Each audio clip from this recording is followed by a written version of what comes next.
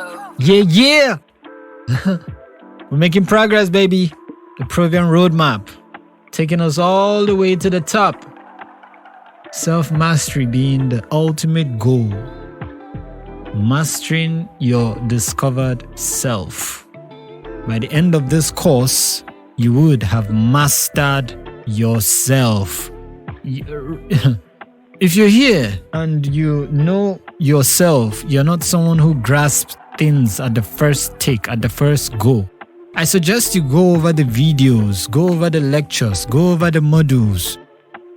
Find yourself repeating them to extract the essence of every single module. Welcome to week 3 of the Provian Roadmap.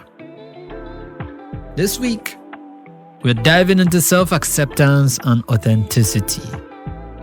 Remember, last week, we talked about setting goals, being consistent, building momentum.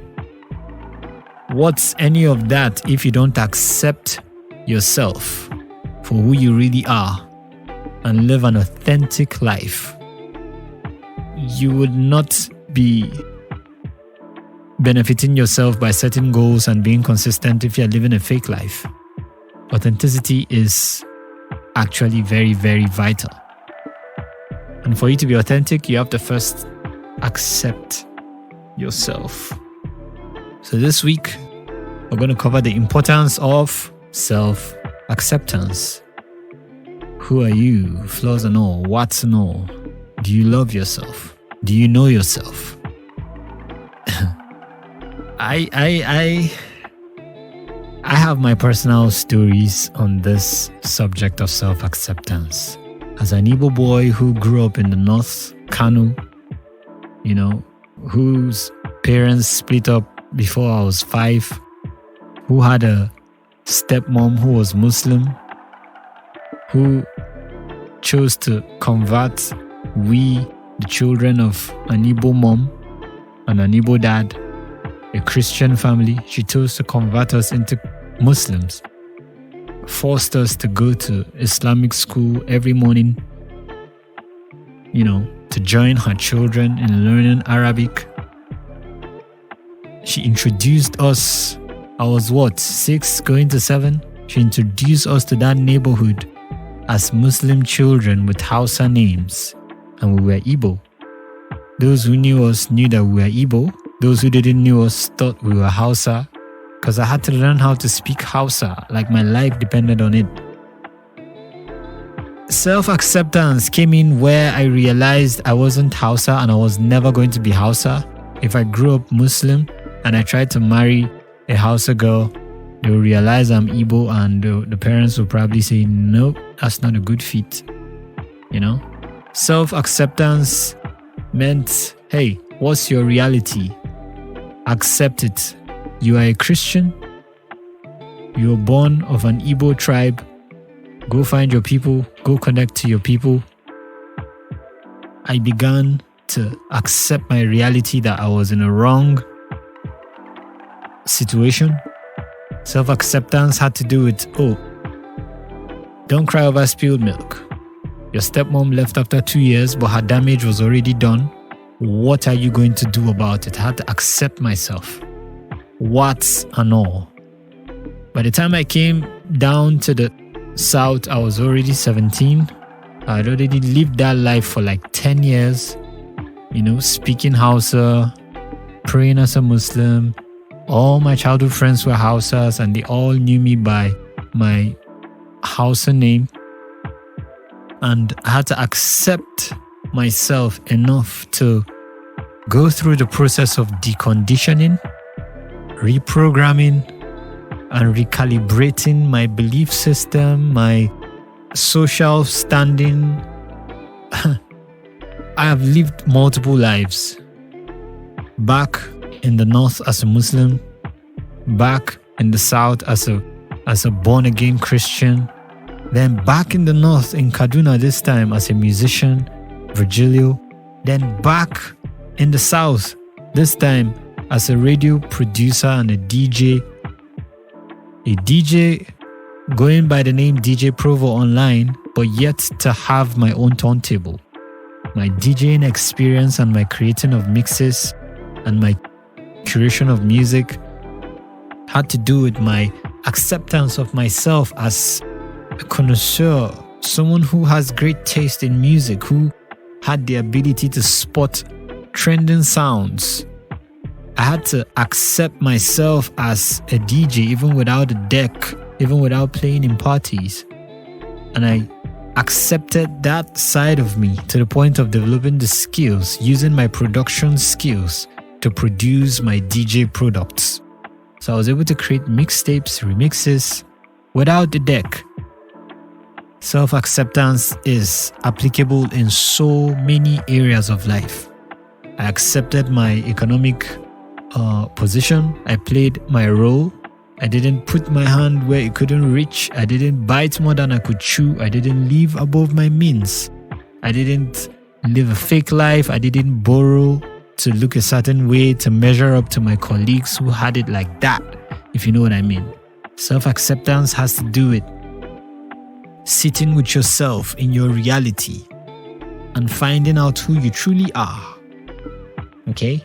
This is a very long-winded intro, but you can see how important self-acceptance is. So let's begin. This week, we're diving into self-acceptance and authenticity. Today, we will explore the importance of embracing your true self and how self-acceptance is the foundation of personal growth, inner peace, and confidence. Let's get started. What is self-acceptance?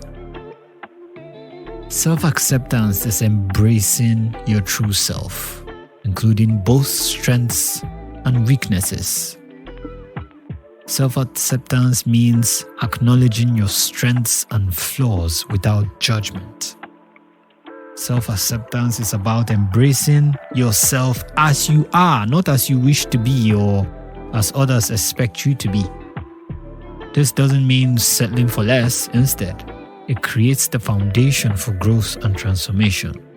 It took me turning on the microphone and playing back what I heard, and I began to detect the Hausa coloration in my tongue. For years, I refused to step before the mic because I felt, here's an Igbo guy sounding like a Hausa guy when he speaks English. What's this? You know, I got self-conscious, and whenever people pointed out that I had some Hausa coloration in my tongue, I felt very bad. So it made me withdraw into my shell because I was yet to accept that part of me that, hey, it's your life, you lived it, it's your experience. It's part of what makes you unique. Okay? Najang Hausa so say Nomuko Hausa sekot okani Bahaushe ni. What I meant was, I understand Hausa very well, and if I speak Hausa, you think I'm a Hausa person. But if I try to speak Igbo right now, you would laugh if you're an Igbo speaking person, because the Igbo isn't really settled on my tongue. I didn't grow up with my mom. My dad taught me English. My mom would have taught me Igbo or Uguta, my specific dialect.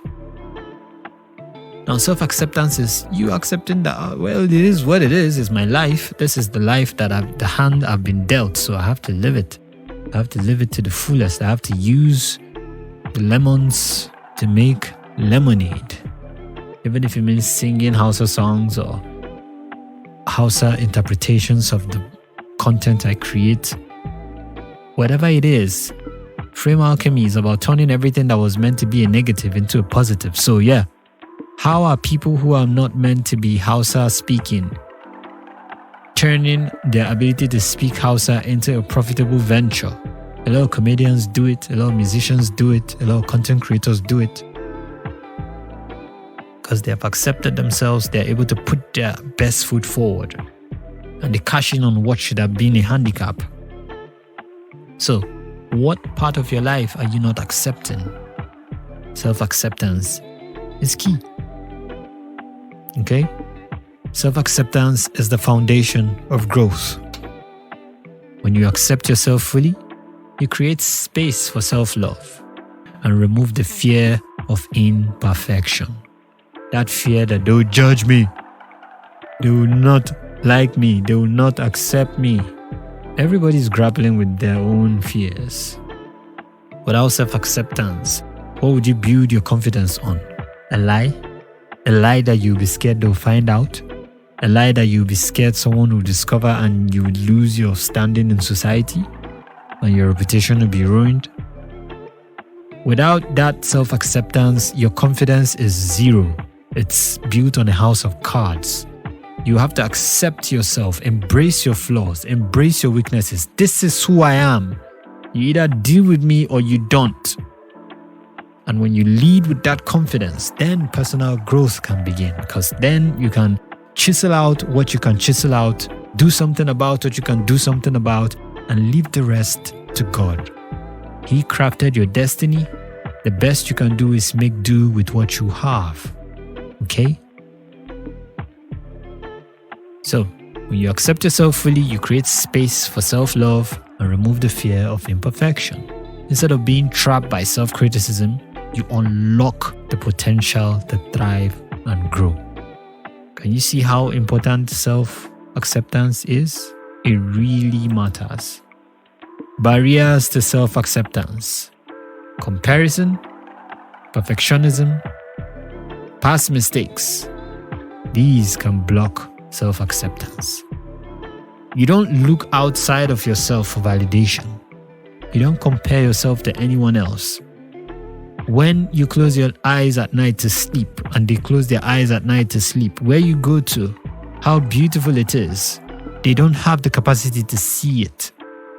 Where they go to, how terrible and nightmarish, crawling with demons it is, you don't know.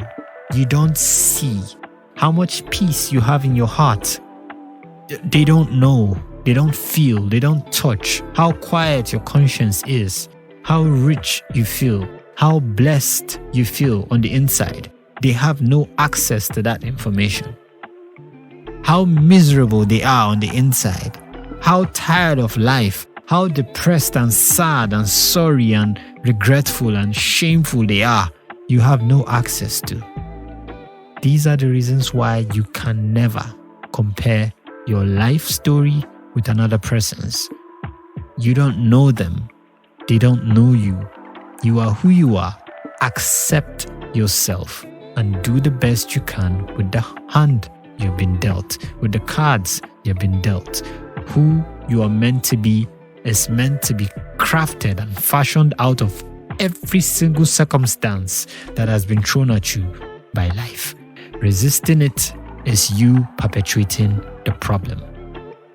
A crippled who accepts his crippled condition makes joke of it, makes light of the matter, to the point where he becomes an entertainer, he becomes a public speaker, because people begin to ask him, what's the source? What's the secret of your confidence? How are you so confident? You're supposed to be a handicap and you're supposed to be a beggarly person looking for alms. And the cripple looks and laughs and says, hey, this is my life. I met this body this way, and I am not about to waste my life on wishing this body was different. I am to make the best of this body, and I have decided to make light of this matter and not to make this matter something to feel bad about. It's something to celebrate. Every day I wake up, I am happy to be alive. This is my life. The crippled ends up being the one liberated and free, while the so-called whole and complete may find himself trapped in some form of delusions of grandeur, feeling less. If happiness could be weighed on a scale, the cripple is probably more happy than someone who is driving a very expensive, luxurious car. You need to have perspective. That's why you never compare yourself to anyone else. Perfectionism, that's another limiting belief masquerading itself as, let me just get it right first before I launch it, before I publish it, before I step out, let me make sure everything is right.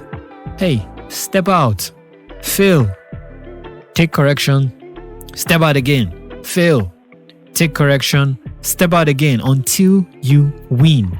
Perfectionism is procrastination masquerading as, we're waiting to get it perfect. It does not exist. Okay? It does not exist. Past mistakes can block self-acceptance. You could be stewing in regret and guilt for your past errors, but you need to realize something Les Brown said that helped me at a time when I was trapped in guilt from my past mistakes. He said, what you did in the past is in the past. Who you are now is a different person. If you know better and you're doing better, you are using a past error to convict a present reality of who you are. You are not the same people.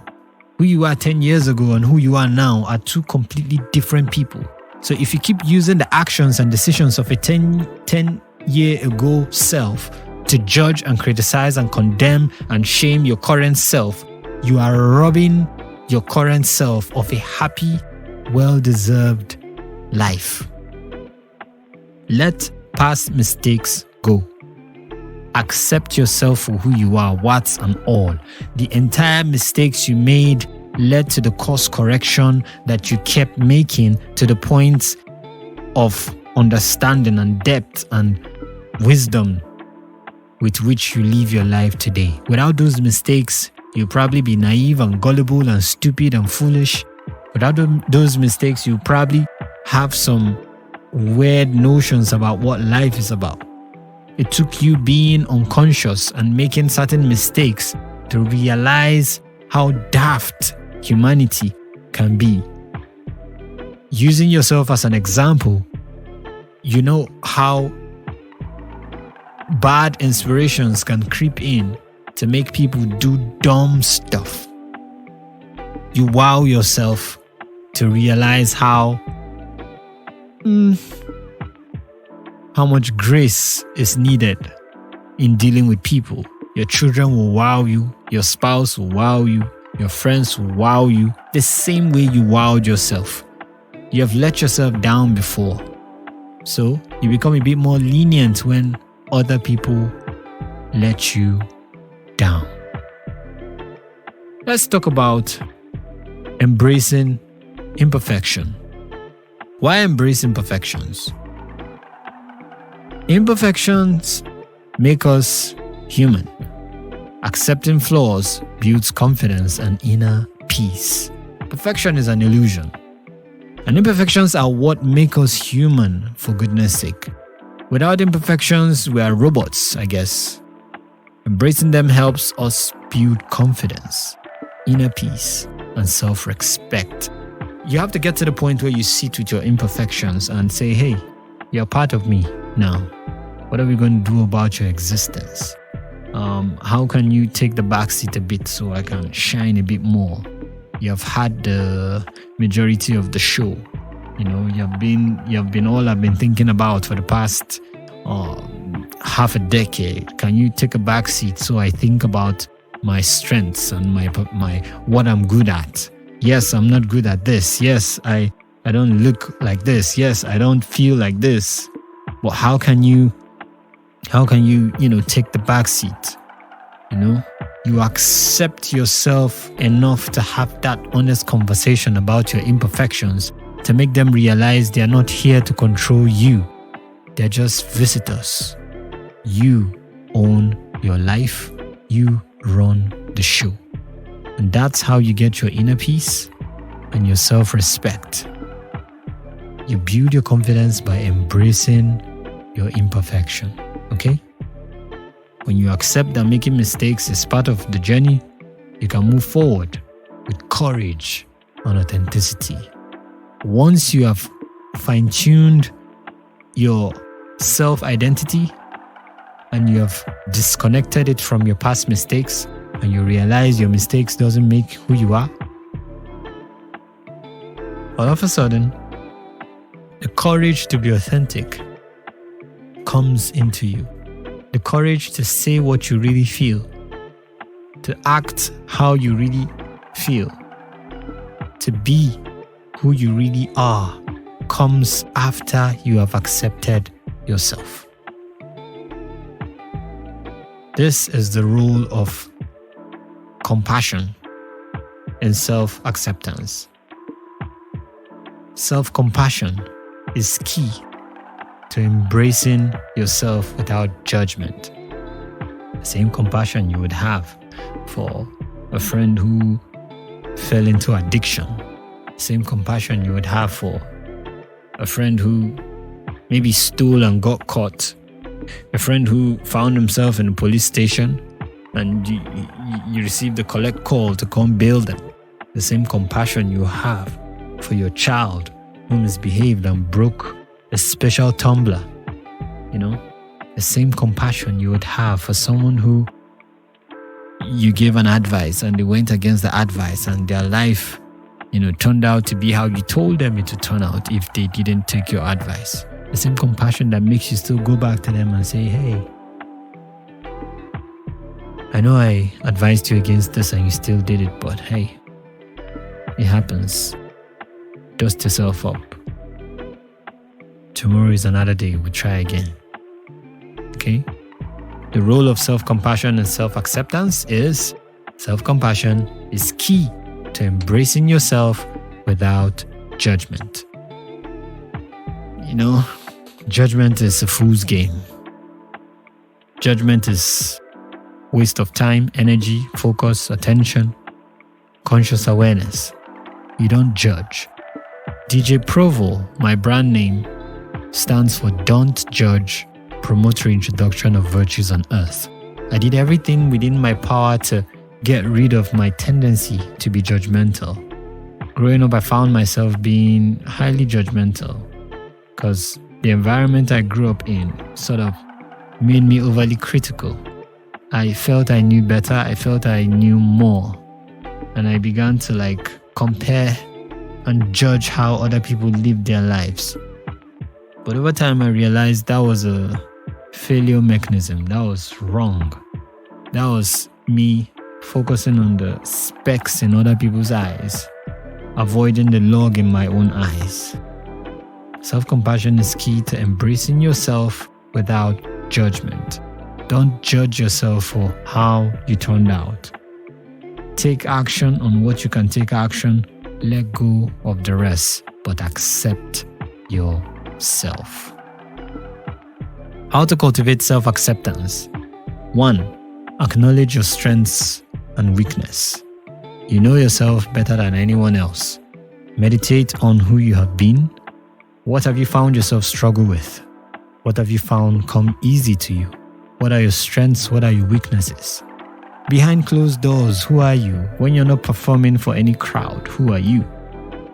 What have you seen yourself to be that is unique? Have you found and accepted what you found? Let go of perfectionism. Step 2. Let go of wanting things to be a certain way. There is no marking scheme. Whatever we accept today as a predominant default was once someone's lowest performance. Someone did something and the rest of the world accepted that was the standard. But before they did it, it was nothing. It was probably very easy to the person who did it, but very difficult for the rest of the world. And the rest of the world accepted what that person did easily as the standard. There is no perfectionism. Perfectionism is an illusion in the mind. Let go of it. As I speak to you, I speak to myself. It took me years to convince myself that I was ready to go. I was ready to teach. I was ready to speak. I was ready to write. I was ready to create content on self-mastery. I felt for a very long time, had I mastered myself enough to call myself a self-mastery advocate and to teach self-mastery, I had to decide that, hey, Nobody's gonna come crown me ready. I had to tell myself I was ready. I had to pick up this torch, run with it, run long enough to pass the torch to someone else. But until I took that step, perfectionism kept being the excuse. Until I saw myself growing gray hairs and I was like, hey, you're gonna grow old and die. If you don't take action, nothing's gonna be done. And what you need to do is still what you need to do. If you keep waiting and putting it off, you're compounding it, because better you walk while you're young, because time cometh when no man can walk. So while you have the strength, do what you can, what you have, where you are. Let go of perfectionism. I repeat, perfectionism is an illusion, is a scam. Do what you can with what you have. Now let's go for an exercise. Reflect on your strengths and weaknesses. Write 3 things you appreciate about yourself and why. Now take a moment to reflect. Write down 3 things you appreciate about yourself. It could be your kindness, your creativity, or even your ability to keep going despite challenges. For each, write why you value that quality in yourself. Reflect on your strengths and then reflect on your weaknesses as well. Write down the things that you have seen in yourself that you would categorize a weakness, that you don't really like and you wish you could change. Okay? Reflection question. What is one way you can show yourself more compassion this week? How have you been beating yourself up that you would let yourself off the hook a bit? Take a chill pill, breathe. Okay? So let's recap. Embracing self-acceptance. Key takeaways, baby. Self-acceptance is the foundation of growth and self-love. Self-acceptance is the foundation of personal growth and happiness, man. Embracing imperfections leads to confidence and inner growth. Self-alchemy, baby. Convert every mistake into a lesson. Just convince yourself it's part of your growth curve, your learning curve. Okay?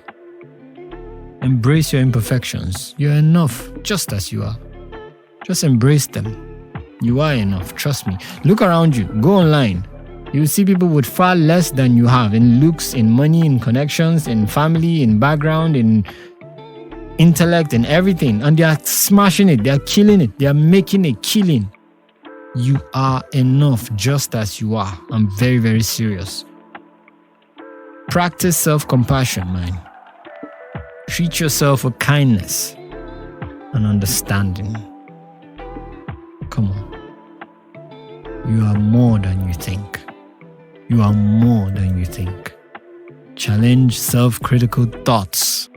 Replace negative self-talk with positive affirmations.